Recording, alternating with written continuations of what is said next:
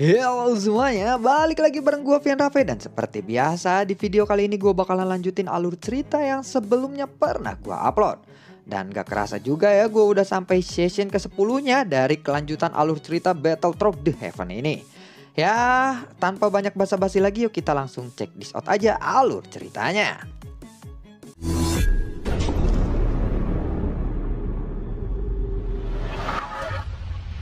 Di episode sebelumnya, setelah pria misterius itu membunuh kedua orang yang menghampirinya, dia lalu berkata, "Apakah kamu mengenal mereka?" tanya dari pria tua itu. Xiaoyan pun akhirnya melihat kedua sosok hitam yang terbakar. Napas mereka pun terengah-engah. Tubuhnya terbakar sangat parah dan tubuh fisiknya hampir hancur lebur. Mungkin, tetapi aku tidak yakin kali ini," jawab dari Xiaoyan. Salah satu dari sosok itu terlihat seperti Suesi dan satunya lagi adalah tangan kanan Kingping. Tentu saja yang paling mengejutkan Xiaoyan adalah seseorang dari sebelah Suesi. Xiaoyan seperti pernah melihatnya beberapa tahun yang lalu.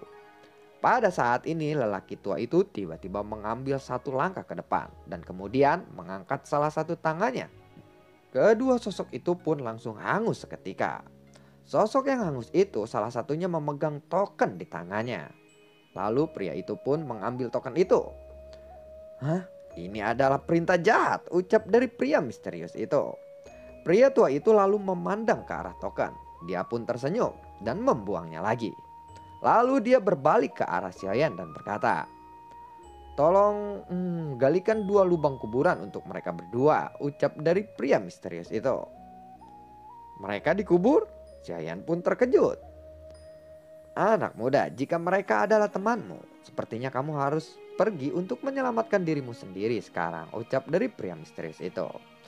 Xiaoyan pun bingung, dia tidak mengerti apa dari maksud orang tua itu. "Apalagi yang kamu tunggu? Cepatlah kubur mereka, dan aku akan memberitahumu tentang keberadaan Flameheart. Kalau tidak, aku akan membuatmu menemani cacing-cacing di sini selamanya," ucap dari pria misterius itu kepada Xiaoyan. Saat mendengar itu, tubuh Xiaoyan pun langsung bergetar. "Aku memiliki bakat jalan api, jadi aku tahu tujuanmu datang ke sini. Tujuanmu bukanlah aku, tetapi Heart Flame, bukan? Apa kamu pikir bahwa aku adalah seorang pria tua yang bodoh? Cepatlah gali kuburan mereka," ucap dari pria tua itu. Xiaoyan pun tidak mengatakan sepatah kata pun kali ini. Dia segera mengambil pedang besarnya dan langsung menggali tanah. Sambil menggali lubang, Xiaoyan menatap ke arah lelaki tua itu. Dan waktu ke waktu pun berlalu. Mengapa lelaki tua itu disebut sebagai iblis yang besar? Bisakah waktu benar-benar bisa mengubah seseorang? Iblis haus akan darah telah menjadi orang tua yang baik hati sekarang. Xiaoyan masih tidak mengerti akan hal ini. Setelah selesai, Xiaoyan pun langsung menguburkan mereka. "Senior, aku ingin tahu tentang Heart Flame itu," tanya dari Xiaoyan. "Baiklah kalau begitu, ikut denganku," ucap dari lelaki tua itu. Dia lalu berjalan ke arah depan. Xiaoyan pun dengan terburu-buru mengikutinya. Xiaoyan mengikuti lelaki tua itu sepanjang jalan. Dia berpikir bahwa lelaki tua itu akan membawanya ke suatu tempat yang ajaib. Namun ternyata dia membawa Xiaoyan ke arah rumahnya. "Anak muda, jangan terburu-buru. Mari kita minum teh dulu," ucap dari pria misterius itu. Setelah pria tua itu duduk, dia membuatkan teh dengan terampil. Kebetulan Xiaoyan juga seseorang pecinta teh. Namun tiba-tiba atribut api yang sangat murni naik di tangan pria tua itu. Melihat itu, Xiaoyan pun lalu berkata, "Senior, apakah Anda adalah penguasa dari Heart Flame itu?" tanya dari Xiaoyan. Pria tua itu lalu tersenyum. Dia lalu memberikan teh yang dibuatnya untuk Xiaoyan. "Dulu aku adalah pemiliknya, tetapi aku tidak lagi memenuhi syarat untuk memilikinya. Jadi Heart Flame sekarang telah bebas dan tidak memiliki pemilik," ucap dari orang tua itu. Saat Xiaoyan meneguk tehnya, Xiaoyan merasa jiwanya telah ditarik dengan sangat keras. Dan Xiaoyan langsung masuk ke sebuah ruang yang misterius. Di ruangan gelap itu, Xiaoyan melihat ada nyala api. Dan ada sosok yang berdiri di sana. Nyala api itu sangatlah kuat pada awalnya dan kemudian menjadi lebih kecil dan lebih kecil lagi. Sosok itu mencoba untuk melindungi api ini dari kepunahan. Xiaoyan sedikit kebingungan dan tidak tahu apa yang terjadi di tempat ini. Xiaoyan kemudian berjalan menuju ke arah sosok itu. "Kamu akhirnya tiba di sini," ucap dari sosok itu. Mendengar itu, Xiaoyan pun lalu membeku dan melihat ke arah sekelilingnya. Dan sepertinya dia tidak menemukan siapapun, hanya dialah satu-satunya orang yang ada di sini. Namun, Xiaoyan tidak yakin apakah ini sebuah fantasi ataukah nyata. "Senior, apakah Anda berbicara denganku?" tanya dari Xiaoyan. Sosok kurus itu tidak berbicara lagi. Dia tetap terus memegang nyala api dengan kedua tangannya. Lalu dia pun perlahan-lahan berbalik. Ketika Xiaoyan melihat wajahnya, tubuh Xiaoyan pun tiba-tiba menggigil. Namun Xiaoyan tidak tahu mengapa dia bisa menggigil. Xiaoyan seperti mengenal wajah ini sebelumnya. "Aku sepertinya mengenalmu, tapi aku tidak ingat. Apakah kita saling mengenal satu sama lain?" tanya dari Xiaoyan lagi. "Sepertinya ingatanmu masih belum sepenuhnya pulih. Aku sudah lama menunggumu di sini," ucap dari sosok kurus itu. "Untuk apa kamu menungguku, senior?" tanya dari Xiaoyan lagi. "Kamu adalah reinkarnasi tuanku. Dunia ini membutuhkanmu. Aku selalu percaya bahwa suatu hari nanti kamu akan kembali lagi. Dan sekarang adalah waktu yang tepat untuk mengembalikan heart flame ini kepadamu. Untaian api di ambang kepunahan. Setelah Anda kembali, api ini pasti akan menjadi bintang paling terang lagi," ucap dari sosok kurus itu kepada Xiaoyan. Lalu sosok itu memandangi wajah Xiaoyan.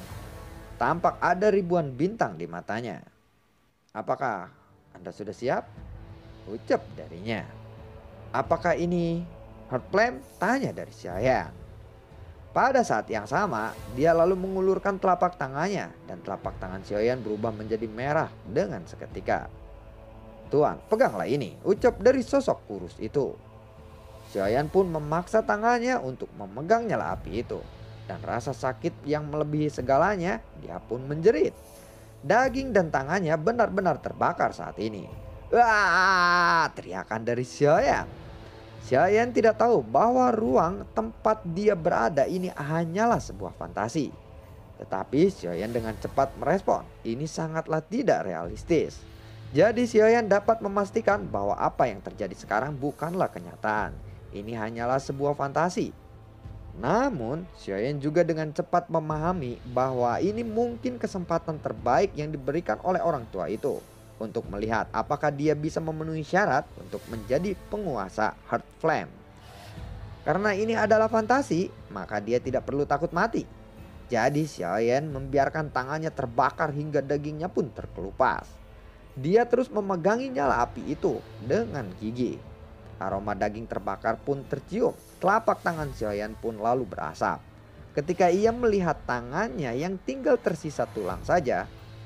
"Ya, ternyata kamu tidak memenuhi syarat sebagai pemiliknya. Bahkan jika seluruh tubuhmu terbakar menjadi abu, kamu tidak akan mendapatkannya.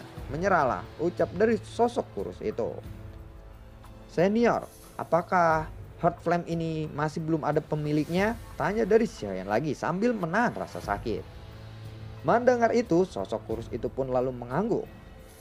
"Aku tidak tahu siapa reinkarnasi itu. Tapi aku datang untuk mendapatkan heart flame ini.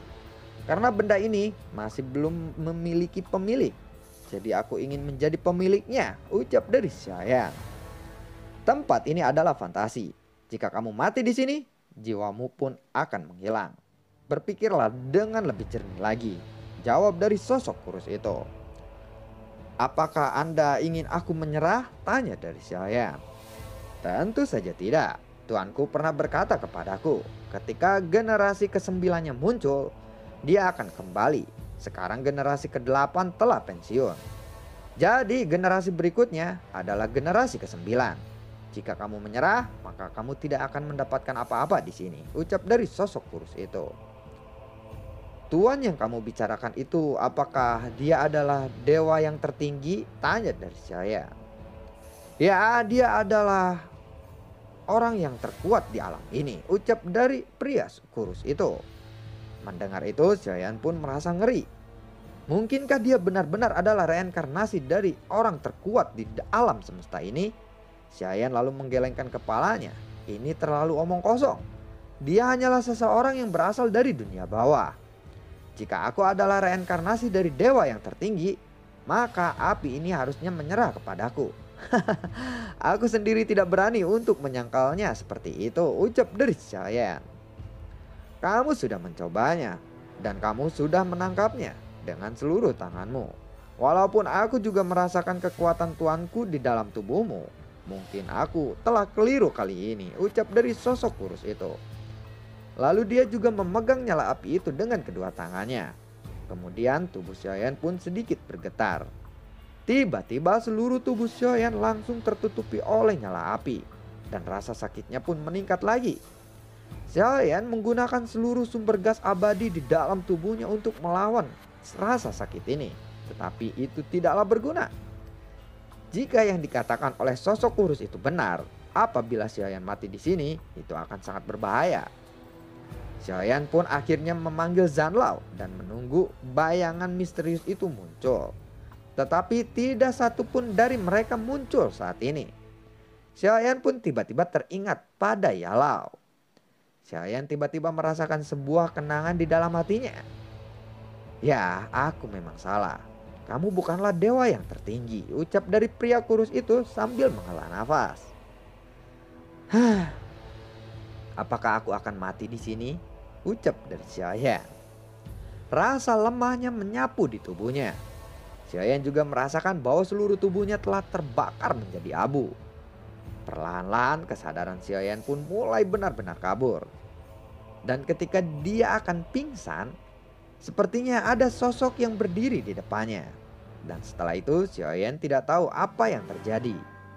Sebagian besar darah dan daging Xiaoyan yang terbakar, dia sudah seperti mayat yang terbakar hangus. Ya, keserakahan memang selalu membunuh seseorang itu sendiri, ucap dari pria kurus itu. Saat tubuh Xiaoyan mulai runtuh, ada sebuah bayangan yang tiba-tiba berdiri. Sosok kurus itu tiba-tiba terkejut. Tuan, apakah ini benar-benar Anda? Tanya dari sosok kurus itu saat melihat bayangan yang berada di belakang Xiaoyan. Mata bayangan itu lalu terbuka perlahan. Dan di sana terlihat bahwa mata dari bayangan itu berwarna emas. Dan tatapannya pun itu memancarkan kekejaman. Lalu bayangan hitam itu mengangkat tangannya dan menatap ke arah nyala api di tangan sosok kurus itu. Kamu bukanlah dewa yang tertinggi, ucap dari sosok kurus itu. Dia buru-buru menutup tangannya. Dia tidak ingin bayangan itu menyentuh nyala apinya. Hus! Tiba-tiba sosok kurus itu langsung berlutut di tanah. Pada saat yang sama dia lalu meludahkan darah. Kamu benar-benar kejam, ucap dari sosok kurus itu. Sosok kurus itu langsung terbunuh, tetapi tangannya masih memegang nyala api itu. Dan bayangan hitam itu langsung mengambil nyala api itu.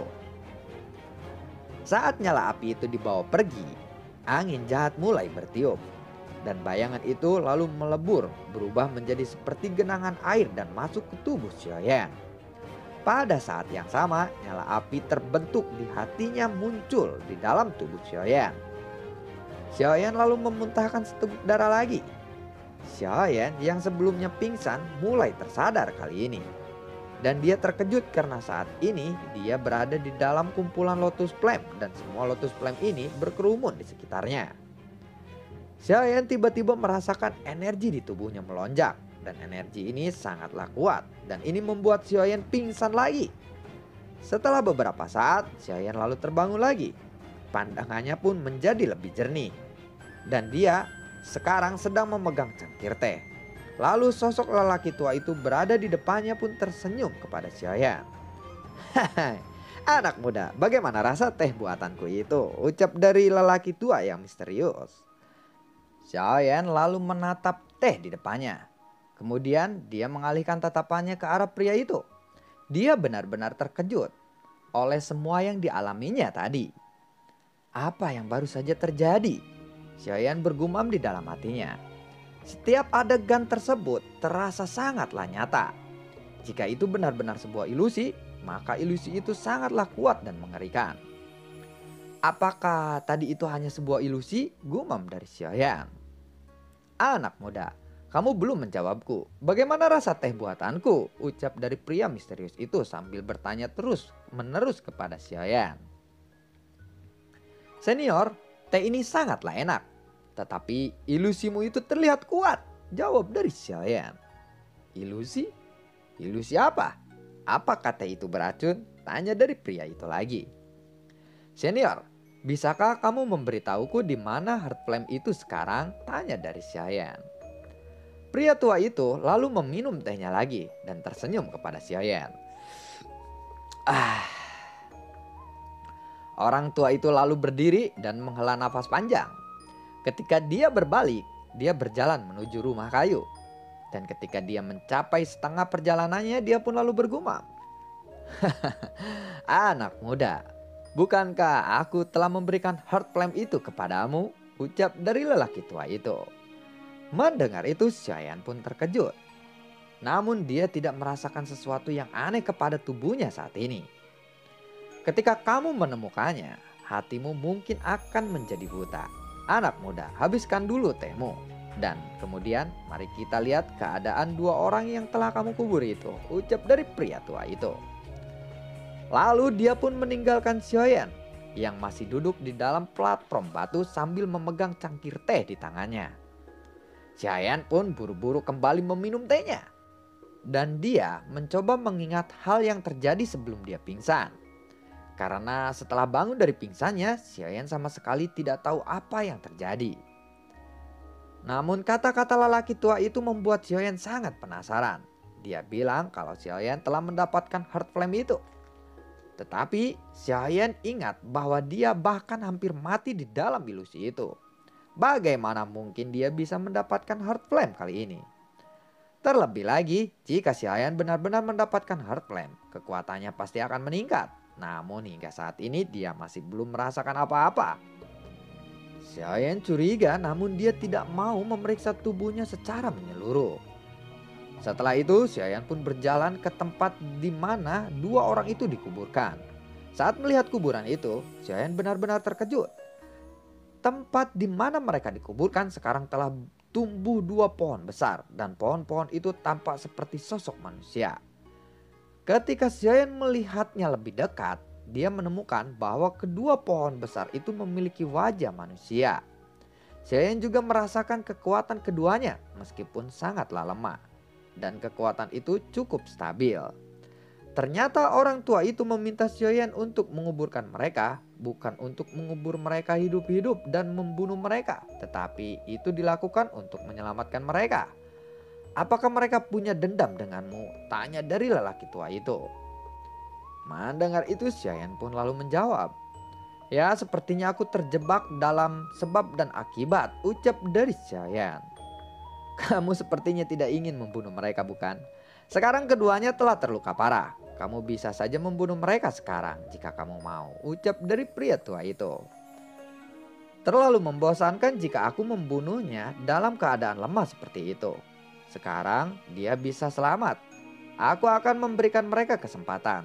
Setidaknya aku akan menyelesaikan sebab dan akibat ini olehku sendiri, ucap dari Xiaoyan. Orang ini memiliki dendam yang sangat kuat.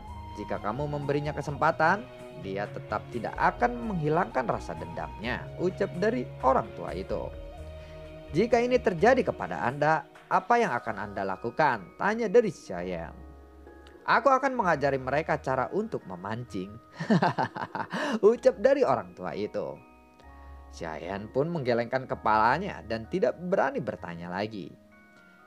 Jika Anda masih seseorang iblis Bai Tianri, apa yang akan Anda lakukan pada saat ini? Ucap dari Xiaoyan.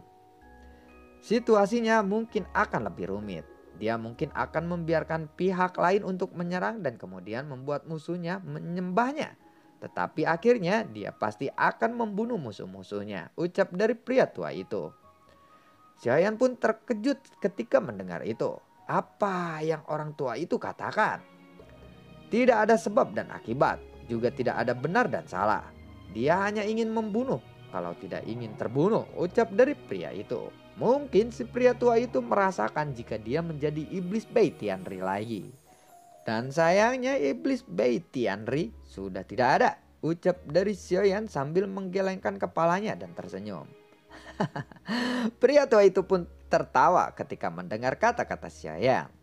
Dia lalu tidak mengatakan apa-apa lagi. Oh ya, aku sedikit penasaran. Jika iblis Bei Tianri ini begitu kuat, mengapa dia memilih untuk menghilang? Tanya dari Xiaoyan lagi. Aku sudah melupakannya dan kamu malah menanyakannya lagi, ucap dari orang tua itu. Pertanyaan Xiaoyan ini tampaknya sedikit mengganggu orang tua itu. Xiaoyan pun segera berhenti bertanya soal itu. Oh ya senior, apakah Anda melihat Lotus Flame ketika Anda masuk ke sini? Ya sebenarnya itu semua adalah milikmu sekarang, ucap dari orang tua itu. Semuanya adalah milikku? Tanya dari Xiaoyan. Ya, orang tua itu pun lalu mengangguk. Dan kamu harus menyerap semuanya, ucap dari pria tua itu lagi. Apakah dengan kekuatanku yang hanya Dausian bintang 5 ini akan mampu untuk menyerap semua Heart Flame itu? Tanya dari Xiaoyan. Kamu harus yakin dengan dirimu sendiri. Ada sekitar 10.000 Lotus Flame di sini. Jika kamu menyerap semuanya, mungkin kamu bisa melampaui kekuatanku, ucap dari orang tua itu. Apakah itu benar? Jawab dari Xiaoyan. Tentu saja, silakan mencoba, ucap dari pria tua itu. Itu terdengar sangat menggoda, tetapi Xiaoyan sadar bahwa terlalu banyak Lotus Flame yang mungkin harus diserap oleh Xiaoyan. Lalu bagaimanakah kelanjutan ceritanya? Dan nantikan konten gue berikutnya dan semoga sehat selalu untuk kalian. Gue tidak lupa untuk selalu ucapin terima kasih banyak buat kalian yang sudah mendukung channel ini dari awal hingga saat ini. Dan gue selalu ucapin terima kasih banyak juga buat kalian yang sudah mensupport channel ini lewat link Saweria di bawah kolom deskripsi. Oke semuanya, semoga sehat selalu untuk kalian. Sampai ketemu lagi di video gue berikutnya. Assalamualaikum dan sampai jumpa. Gue usahain 2 video ya malam ini. Dadah.